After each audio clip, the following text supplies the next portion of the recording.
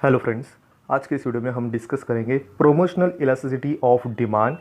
जिसे advertisement elasticity of demand भी कहा जाता है। जिस तरह से हम यहाँ पे सीरीज़ कंप्लीट करने की कोशिश कर रहे हैं, जहाँ पे इलास्टिसिटी ऑफ डिमांड एग्जैक्टली क्या है और उसके क्या यहाँ पे सब टाइप्स होते हैं, इनको ही डिस्कस करने की ये सीरीज़ कंप्लीट करने की हम कोशिश कर रहे हैं। जिसके ऑलरेडी हमने वीडियोस बनाए हैं, जिसमें पार्ट 1 के अंदर हमने इलास्टिसिटी ऑफ डिमांड एग्जैक्टली होती क्या है इसके बारे में डिस्कस किया। पार्ट 2 के अंदर हमने प्राइस इलास्टिसिटी ऑफ डिमांड को हमने डिस्कस किए। पार्ट 3 के अंदर method of measuring price elasticity of demand, उस जिसके दो हमने वीडियो बनाए, जिसके प्राइस इलास्टिसिटी ऑफ डिमांड उसके मेथड क्या है और किस तरह से मेजर किया जाता है प्राइस इलास्टिसिटी ऑफ डिमांड को। नेक्स्ट वाली वीडियो में हमने डिस्कस किया इनकम इलास्टिसिटी ऑफ डिमांड, जिससे हमने देखे कि किस तरह से इनकम में भी चेंज आने की वजह से डिमांड में भी यहाँ पे चेंजेस आ सकते हैं। नेक्स्ट वाली वीडियो में हमने देखा क्रॉस इलास्टिसिटी ऑफ डिमांड, जिसमें देखा कि किसी दो कमोडिटी के अंदर किस तरह से एक में अगर किसी कमोडिटी के अंदर चेंजेस होते हैं तो उसके अपोजिट जो कमोडिटी होती है इसमें क्या चेंजेस दिखाई देते हैं, अगर वो सब्स्टिट्यूट गुड्स हो या कॉम्प्लीमेंट्री गुड्स हो। इस तरह से क्रॉस इलास्टिसिटी ऑफ डिमांड के अंदर हमें देखे। नेक्स्ट वाली वीडियो में आज जो वीडियो हम बना रहे हैं, जिसके अंदर हम देखेंगे promotional elasticity of demand exactly क्या है। इसी से ही हम देखेंगे कि किस तरह से किसी भी कमोडिटी की अगर एडवर्टाइजमेंट किया जाए और वो पब्लिश किया जाए, लोगों के पास जब ये इंफॉर्मेशन जाएगी बाय द एडवर्टाइजमेंट के द्वारा, तब उस किसी भी कमोडिटी की क्या यूज़ है और क्यों वो कंज्यूमर उस कमोडिटी को लेना ज़रूरी है, ये एडवर्टाइजमेंट पे होने वाले खर्च से ही उसी कमोडिटी की जो इंफॉर्मेशन है ये कंज्यूमर तक जाती है। अगर किसी कमोडिटी की अगर एडवर्टाइजमेंट के एक्सपेंडिचर में अगर चेंजेस आते हैं तो इसका रिजल्ट उस कमोडिटी की सेलिंग में इंक्रीज करती है, या हम कहें कि उस कमोडिटी या गुड्स की जो सेलिंग में इंक्रीज होता है उसी को ही यहाँ पे प्रोमोशनल इलास्टिसिटी ऑफ डिमांड या एडवर्टाइजमेंट इलास्टिसिटी ऑफ डिमांड कहा जाता है। इन शॉर्टली हम कहें कि किसी भी कमोडिटी की जो सेलिंग होती है, या हम कहें किसी गुड्स की सेलिंग में इंक्रीज होना और एडवर्टाइजमेंट एक्सपेंडिचर, इन दोनों का जो रेशो होता है, इस रेशो को ही एडवर्टाइजमेंट इलास्टिसिटी ऑफ डिमांड कहा जाता है। इस तरह से हम देखें कि किसी भी कमोडिटी की जिस तरह से उसकी क्या ज़रूरत है और किस तरह से उसको किसी भी कंज्यूमर ने इसे कंज्यूम करना चाहिए, इसको ही मार्केट के अंदर जो सेलिंग किया जाता है, इस सेलिंग को उस कंज्यूमर तक पहुंचाने की कोशिश, जो मेथड यूज़ किया जाता है उसे एडवर्टाइजमेंट कहा जाता है। जो एडवर्टाइजमेंट इलास्टिसिटी ऑफ डिमांड, इस मेथड से उस कमोडिटी की जो डिमांड में इंक्रीज होगा उसी को ही यहाँ पे प्रोमोशनल इलास्टिसिटी ऑफ डिमांड कहा जाता है। जिस तरह से हम यहाँ पे सीरीज़ को यहाँ पे कंप्लीट करने की कोशिश कर रहे हैं इलास्टिसिटी ऑफ डिमांड, इस कॉन्सेप्ट के अंदर यही देखा जाता है कि किसी भी जो प्राइस के अंदर चेंजेस आते हैं उसका इम्पैक्ट उस कमोडिटी की गुड्स की जो डिमांड है, इस डिमांड में अगर इंक्रीज होता है या डिक्रीज होता है, इनका जो रिजल्ट है ये डिपेंड करता है प्राइस पे। अगर प्राइस में अगर चेंजेस होते हैं तो उसका इम्पैक्ट उस कमोडिटी की गुड्स पे होता है, जो डिमांड बढ़ती है या घटती है। ये डिपेंड करता है उस कमोडिटी की प्राइस और उस कमोडिटी एग्जैक्टली किस तरह से यूज़ हो जाती है। तो इस तरह से हम देखें जो इनवर्स रिलेशनशिप को प्रेजेंट किया जाता है प्राइस और डिमांड को लेके। प्राइस अगर बढ़े तो डिमांड यहाँ पे घटती है, प्राइस अगर कम होती है तो डिमांड उस कमोडिटी की बढ़ती है। ये जो इनवर्स रिलेशनशिप यहाँ पे जो दिखाई देते हैं, इसे यहाँ पे इलास्टिसिटी ऑफ डिमांड को ही यहाँ पे कहने की कोशिश यहाँ पे करते हुए दिखाई देते हैं। तो इन शॉर्टली हम कहें कि प्राइस में चेंज होगा तो डिमांड में उसका इफेक्ट दिखाई देता है। इस तरह से एक मेनली फोकस यहाँ पे प्राइस को लेके ही किया जाता था, बट अदर इकोनॉमिक्स यहाँ पे इस कॉन्सेप्ट को लेके यही कहते हैं कि सिर्फ और सिर्फ ये प्राइस ही मेन फैक्टर नहीं हो पाएगा, जिसकी वजह से इलास्टिसिटी ऑफ डिमांड के अंदर जो चेंजेस आते हैं इसको ही मेजर कर पाए। तो डॉक्टर अल्फ्रेड मार्शल, इन्होंने सिर्फ और सिर्फ प्राइस एक ऐसा एक मेन फैक्टर उन्होंने माना जो प्राइस ही इस इलास्टिसिटी ऑफ डिमांड को चेंजेस लाने की कोशिश करता है, बट अदर इकोनॉमिक्स इसी उनके जो थॉट्स है, इन थॉट्स को फेल करते हुए कई यहाँ पे अदर भी फैक्टर हो सकते हैं, जहाँ पे income, complementary goods, substitutes goods, promotional, जिसे एडवर्टाइजमेंट या क्रॉस इलास्टिसिटी, इस सभी मेथड से यहाँ पे उस कमोडिटी की जो डिमांड है इसमें भी चेंजेस आ सकते हैं। ये फैक्टर भी इम्पोर्टेंट अपना रोल निभाते हैं जो यहाँ पे चेंजेस लाते हैं डिमांड के अंदर। तो ये मेनली हमने ये कोशिश की कि किस तरह से लॉ ऑफ डिमांड एग्जैक्टली क्या कहता है और जो इलास्टिसिटी ऑफ डिमांड एग्जैक्टली क्या कहता है, इन दोनों का भी यहाँ पे जो कॉन्सेप्ट है इकोनॉमी के अंदर इम्पोर्टेंट अपना अपना रोल निभाती है। जहाँ पे लॉ ऑफ डिमांड ये फोकस करता है क्वालिटी बेस पे, जहाँ पे क्वालिटी चेंज होने की वजह से डिमांड के अंदर चेंज आता है, बट ये कहने को यहाँ पे फेल हो जाता है कि लॉ ऑफ डिमांड की कितना यहाँ पे चेंजेस जो डिमांड के अंदर आया है इसे एक्सप्लेन करने में लॉ ऑफ डिमांड फेल होता है। सिर्फ और सिर्फ यहाँ पे डिमांड के अंदर जो चेंजेस हुए हैं क्वालिटी के बेस पे, इसी को ही प्रेजेंट करता हुआ दिखाई देता है। इसके दूसरे अपोजिट हम देखें, जो इलास्टिसिटी ऑफ डिमांड है ये प्रेजेंट करता है क्वांटिटी बेस पे।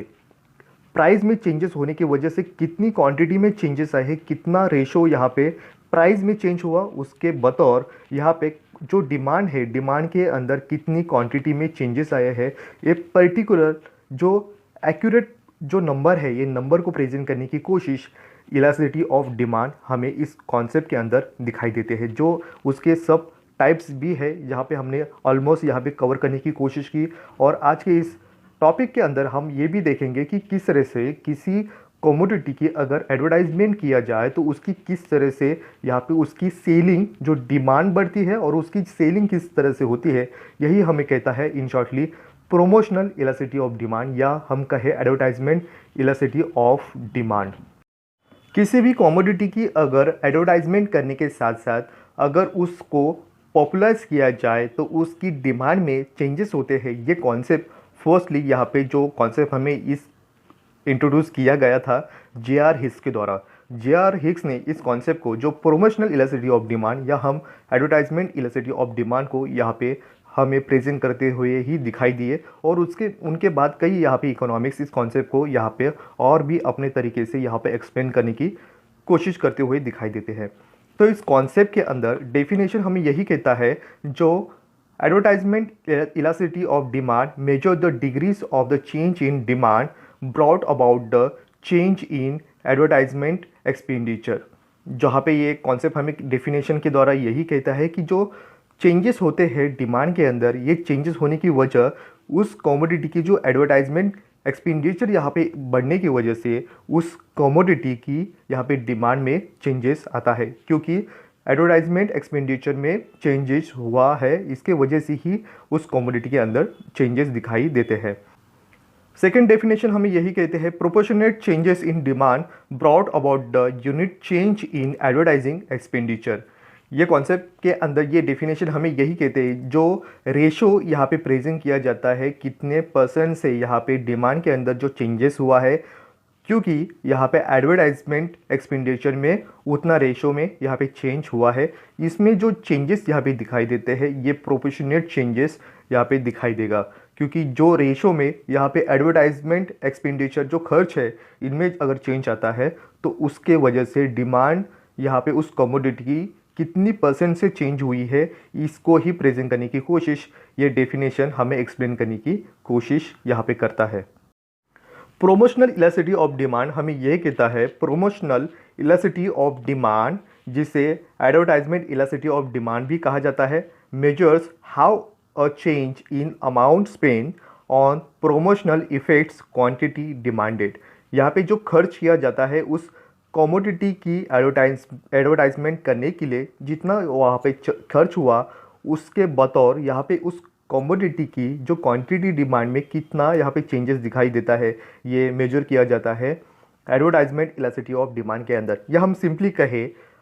How much demand for a product decrease or increase following the increase or decrease in the amount of money spend on promotion that the product.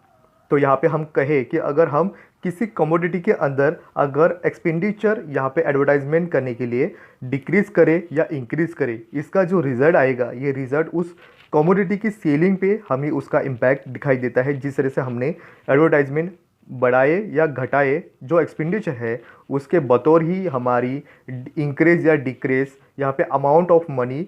कितना खर्च किया है उस पे ही प्रमोशन करने के लिए उस प्रोडक्ट का, उससे ही रिजल्ट दिखाई देता है किस तरह से हमने सेलिंग उस कमोडिटी की अंदर की है। अगर उसकी सेलिंग बढ़ती है तो इसका मीनिंग यही होगा कि हमने एक्सपेंडिचर एडवर्टाइजमेंट पे ज़्यादा किए हैं। या हम उसके अपोजिट अगर एडवर्टाइजमेंट पे अगर एक्सपेंडिचर अगर कम करते हैं तो जाहिर सी बात है एडवर्टाइजमेंट कम होने की वजह से उस प्रोडक्ट की यहाँ पे जो एडवर्टाइजमेंट हमें कम दिखाई देगी और कम लोगों तक उसके एडवर्टाइजमेंट पहुँचने की नौबत आ सकती है। तो इन शॉर्टली हम कहें कि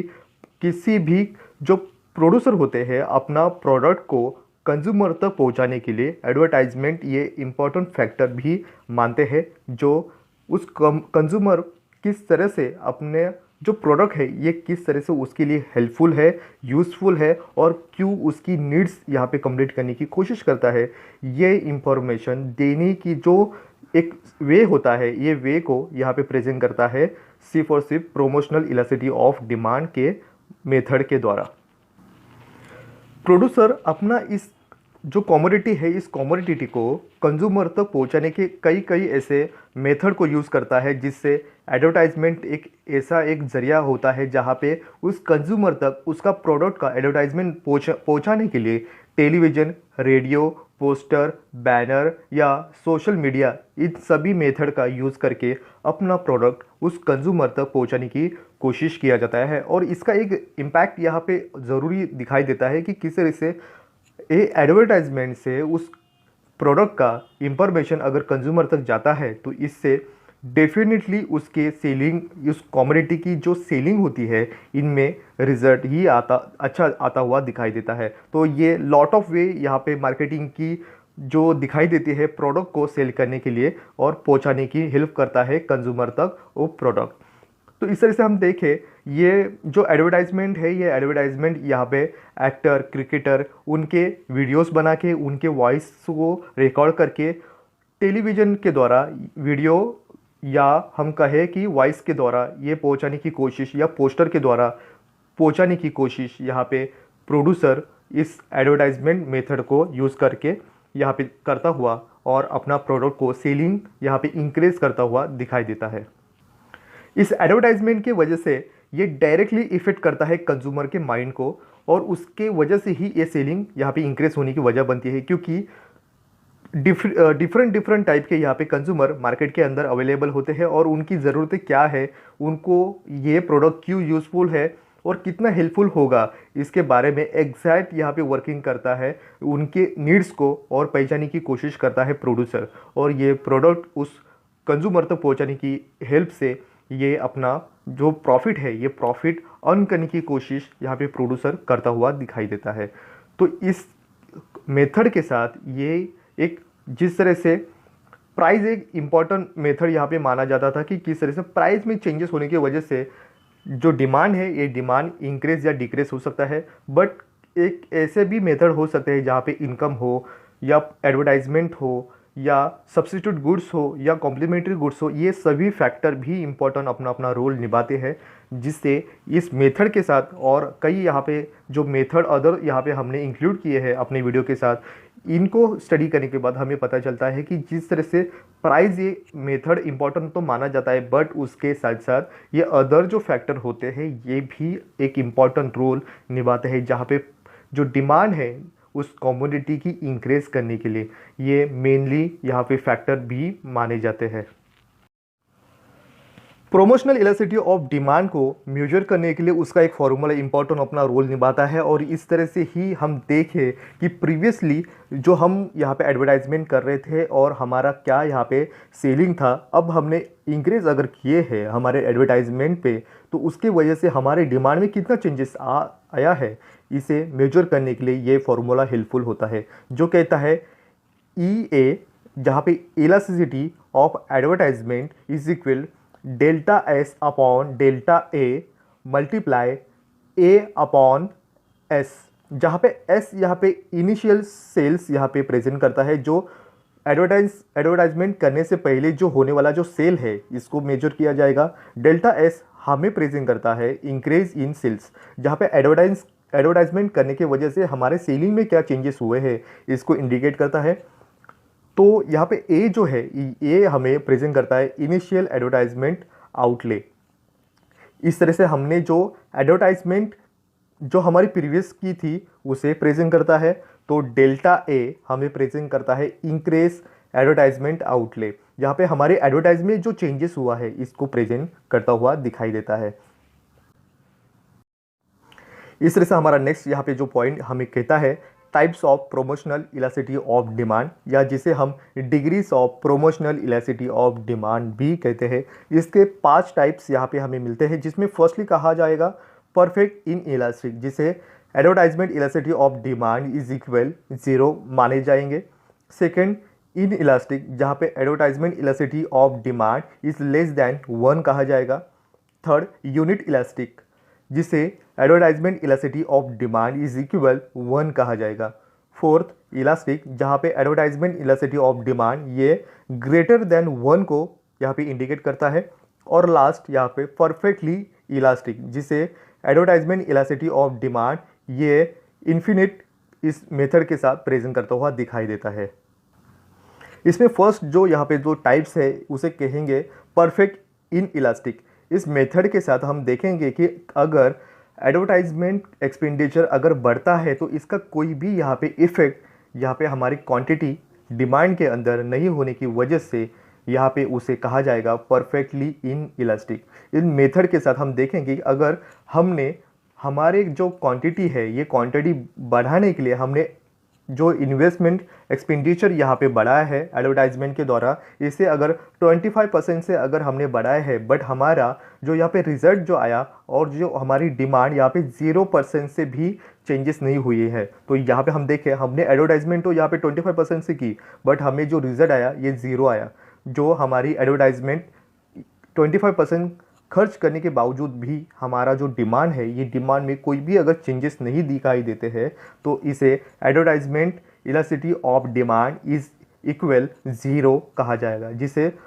हम परफेक्टली इन इलास्टिक मेथड या जीरो इलास्टिक मेथड कहेंगे। जिस तरह डायग्राम के अंदर हम देखें एक्स एक्सिस पे क्वांटिटी फीचर ऑन एडवर्टाइजमेंट इसको प्रेजेंट किया गया है। जिस तरह से हम देखें जो डी कर्व है ये हमें वर्टिकल यहाँ पे स्ट्रेट यहाँ पे दिखाई देता है, जिसका यही मीनिंग है। वो कहता है कि एडवर्टाइजमेंट एक्सपेंडिचर कितना भी यहाँ पे करे फिर भी डिमांड के अंदर चेंजेस नहीं होता है, इसी को ही परफेक्ट इन इलास्टिक मेथड कहा जाएगा।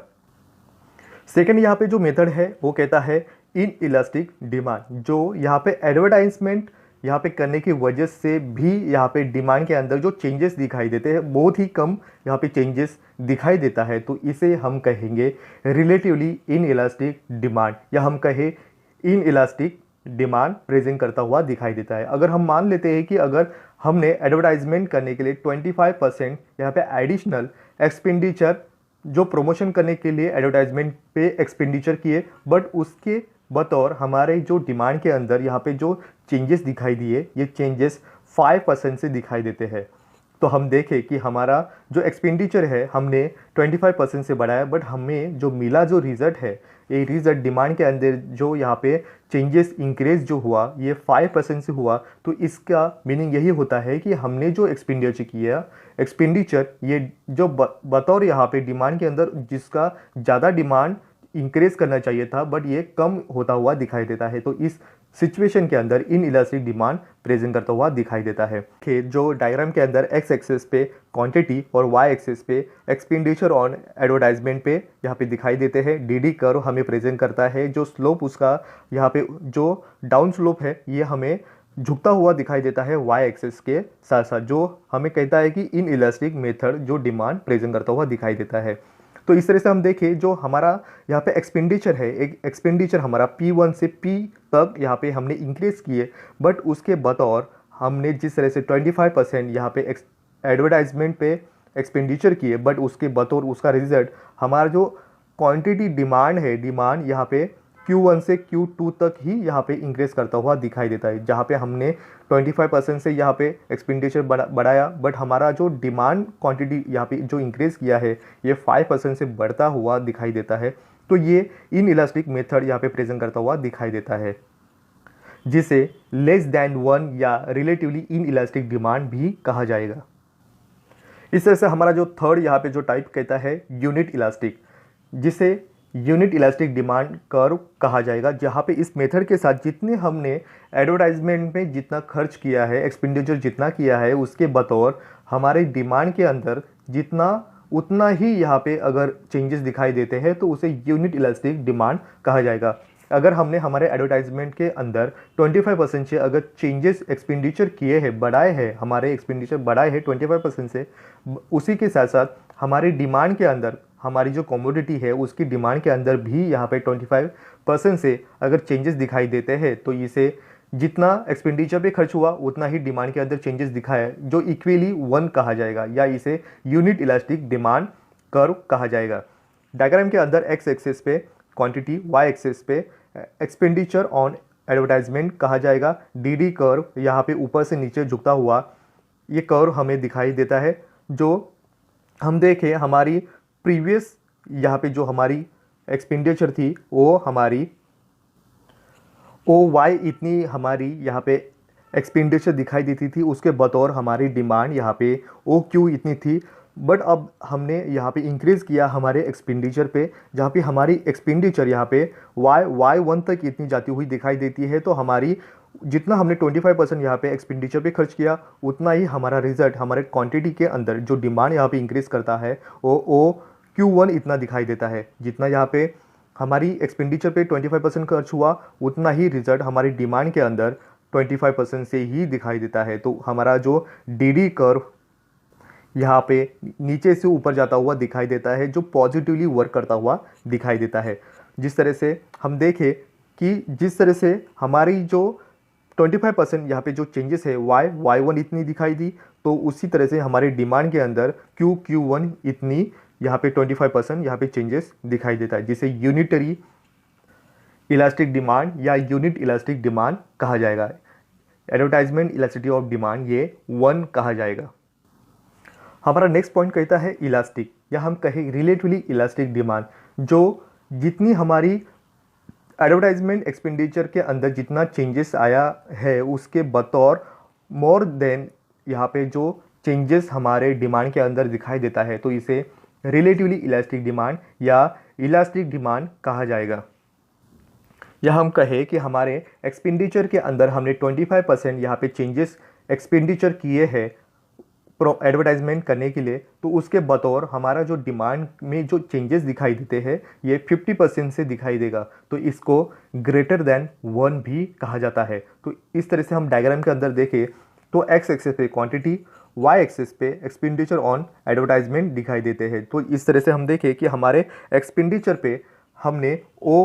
P1 इतनी हमारी प्रीवियस इनिशियल यहाँ पे एडवर्टाइजमेंट थी, यहाँ पे P1 P तक हमारी एडवर्टाइजमेंट करने के लिए एक्सपेंडिचर बढ़ता है, तो उसके बतौर प्रीवियस इनिशियल हमारी जो डिमांड थी OQ इतनी थी। अब हमारी एडवर्टाइजमेंट में 25% चेंज करने की वजह से हमारी डिमांड के अंदर Q2 इतनी हमारी इंक्रीज करता हुआ डिमांड यहाँ पे दिखाई देता है। तो यहाँ पे जो डिमांड स्लोप जो है ये एक्स एक्सिस के यहाँ पे झुकता हुआ दिखाई देता है, जो इलास्टिक मेथड को प्रेजेंट करता हुआ दिखाई देता है। तो इस तरह से हम देखें जो 25% चेंज किए हमने एक्सपेंडिचर के अंदर जो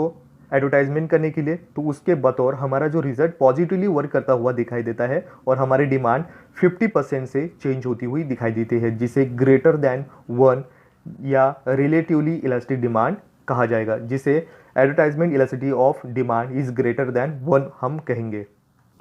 और इस तरह से हमारा जो लास्ट यहाँ पे जो मेथड है, जो टाइप्स है, वो कहता है परफेक्ट इलास्टिक, जहाँ पे हमने एडवर्टाइजमेंट में चेंजेस किए तो उसके बतौर हमारे जो डिमांड के अंदर जो आने वाला जो चेंजेस है ये हम बता नहीं पाएंगे और उसको मेजर नहीं कर पाएंगे। जितना उसका जो यहाँ पे रिजल्ट आएगा ये रिजल्ट हम काउंटलेस यहाँ पे मानेंगे, जिसे हम इन्फिनिट मेथड यहाँ पे प्रेजेंट करते दिखाई देते हैं। अगर हम मान लेते हैं कि हमारे एक्सपेंडिचर के अंदर 25% से हमने एक्सपेंडिचर एडवर्टाइजमेंट पे किए, उसके बतौर हमारा जो यहाँ पे रिज़ल्ट है, ये रिज़ल्ट डिमांड के अंदर 200%, 500% या 1000 यहाँ पे परसेंट से अगर चेंज होता है तो उसे इन्फिनिट यहाँ पे जो रिज़ल्ट है ये रिज़ल्ट माना जाएगा, जिसे परफेक्ट इलास्टिक मेथड हम मानते हैं। जो इसका काउंटलेस ये मेथड हो सकता है, जहाँ पे हमने यहाँ पे एडवर्टाइजमेंट में जितना चेंज किया उसके कई गुना हमारा जो डिमांड में इंक्रीज होता है, इसे इन्फिनिट मेथड माना जाएगा, जहाँ पे परफेक्ट इलास्टिक मेथड हम मानते हैं। डायग्राम के अंदर हम देखें तो एक्स एक्सिस पे क्वांटिटी, वाई एक्सिस पे हमने दिए है एक्सपेंडिचर ऑन एडवर्टाइजमेंट, जहाँ पे एक्स एक्सिस पे हमने जो क्वांटिटी हमारी दिखाई देती है, ये क्वांटिटी अनगिनत यहाँ पे जो मेजर कर नहीं पाएंगे, काउंटलेस दिखाई देती है, जहाँ पे डी डी यहाँ पे पूरी तरीके से पैरेलल है एक्स एक्सिस को लेके। तो यहाँ पे हमने अगर 25% से अगर एक्सपेंडिचर के अंदर एडवर्टाइजमेंट पे अगर एक्सपेंडिचर किए हैं तो उसके बतौर हमारा जो रिजल्ट है डिमांड के अंदर ये अनगिनत हो सकता है, जहाँ पे इन्फिनिट यहाँ पे मेथड को प्रेजेंट करता हुआ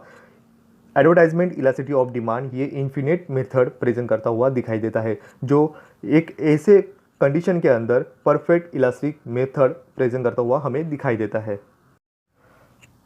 इस तरह से हमारा नेक्स्ट पॉइंट कहता है factors influencing advertisement elasticity of demand, जिसके अंदर जो फैक्टर होते हैं ये फैक्टर कौन से होते हैं जहाँ पे जो इंपॉर्टेंट रोल निभाते हैं डिमांड के अंदर चेंजेस करने के लिए। जिसमें फर्स्ट है टाइप्स ऑफ प्रोडक्ट, या हम कहें कि कौन सा प्रोडक्ट है जो कंज्यूमर के लिए यूज़फुल होगा, उसकी नीड्स फुलफ़िल करेंगे, जिसमें ये प्रोडक्ट अगर नया है तो उसकी यहाँ पे एडवर्टाइजमेंट करने यहाँ पे जाहिर सी बात है एक स्ट्रांगली यहाँ पे एडवर्टाइजमेंट करना होगा। या एग्जिस्टिंग प्रोडक्ट अगर होता है तो उसको एक नया रूप देके उसको कंज्यूमर के साथ साथ यहाँ पे प्रेजेंट करने की कोशिश ये प्रोड्यूसर करते हुए दिखाई देती है। तो ये टाइप्स किस तरह से है प्रोडक्ट का और उसकी क्या ज़रूरतें है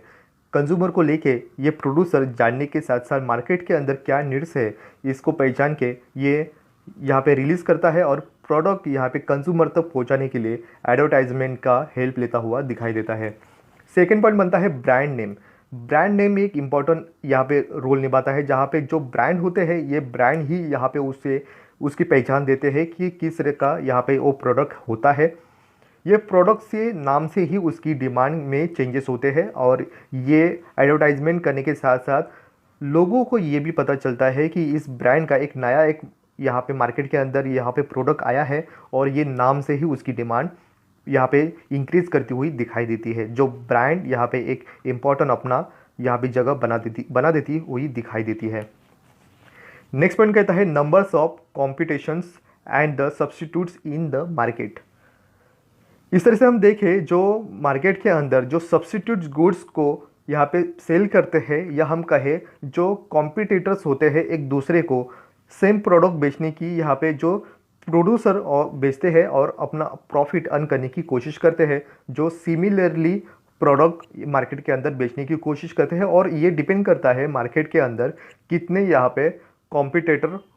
अवेलेबल है और किस तरह से कंपटीशन इन दोनों के बीच में होती हुई दिखाई देती है। जो जितना एडवर्टाइजमेंट करेगा उसका उतना ही डिमांड के अंदर सेल या डिमांड क्वांटिटी डिमांड बढ़ती हुई दिखाई देती है। तो ये मेनली नंबर्स यहाँ पे प्रेजेंट करते हुए दिखाई देंगे कि यहाँ पे कॉम्पिटिटर्स कितने हैं और कितने स्ट्रांगली यहाँ पे एडवर्टाइजमेंट ये मेथड को किस तरह से यूज़ करते हुए दिखाई देते हैं। नेक्स्ट पॉइंट कहता है स्ट्रैटेजीज ऑफ द कॉम्पिटिटर्स। यहाँ पे कॉम्पिटिटर्स अपने ऑपोजिट जो कॉम्पिटिटर्स है इन पे किस तरह से स्ट्रैटेजी अपना के अपना प्रोडक्ट यहाँ पे एडवर्टाइजमेंट के द्वारा यहाँ पे सेल करने की कोशिश करके अपना प्रॉफिट अर्न करना वो बेहतर तरीके से जानते हैं। नेक्स्ट पॉइंट कहता है फ्रीक्वेंसी ऑफ द एडवर्टाइजमेंट। यहाँ पे एडवर्टाइजमेंट करने की एक मेथड यहाँ पे फ्रीक्वेंसी भी यहाँ पे इंपॉर्टेंट अपना रोल निभाती है कि किस टाइम पीरियड के अंदर यहाँ पे एडवर्टाइजमेंट करना है और कब कब यहाँ पे ब्रेक देके उस एडवर्टाइजमेंट को सही टाइम पे यहाँ पे पब्लिश करना है। तो इसकी फ्रीक्वेंसी भी एक इम्पॉर्टेंट रोल अपनी निभाती है, जहाँ पे टाइम पीरियड एक सीजनली यहाँ पे एडवर्टाइजमेंट भी अपना रोल निभाता हुआ दिखाई देता है।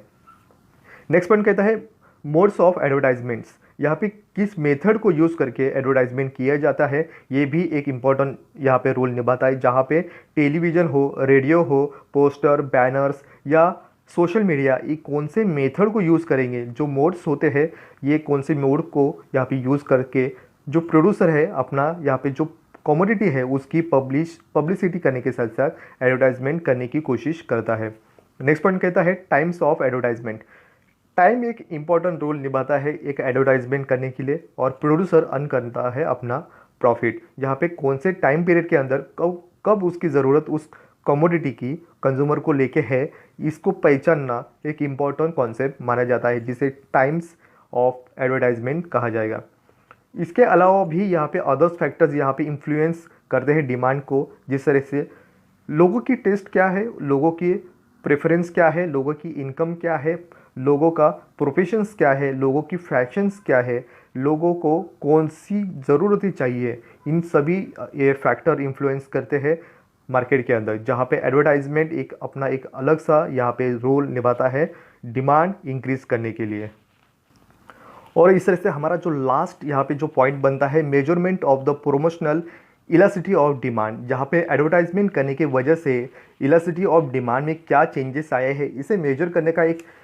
एग्जांपल के साथ हम सपोज करेंगे कि एक एग्जांपल हमें हेल्पफुल यहाँ पे और भी क्लियर करेगा इस कॉन्सेप्ट को।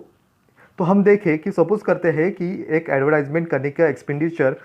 क्या अपना रोल निभाता है डिमांड इंक्रीज करने के लिए। तो हम सपोज करते हैं कि advertisement expenditure of the organisation increase from 25,000 to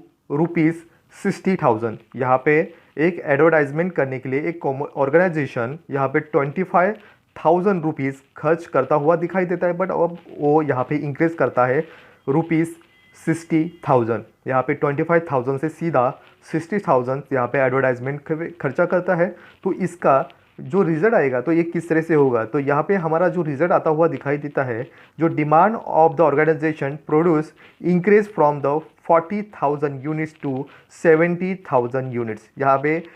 expenditure advertisement पे करने के साथ साथ 25 से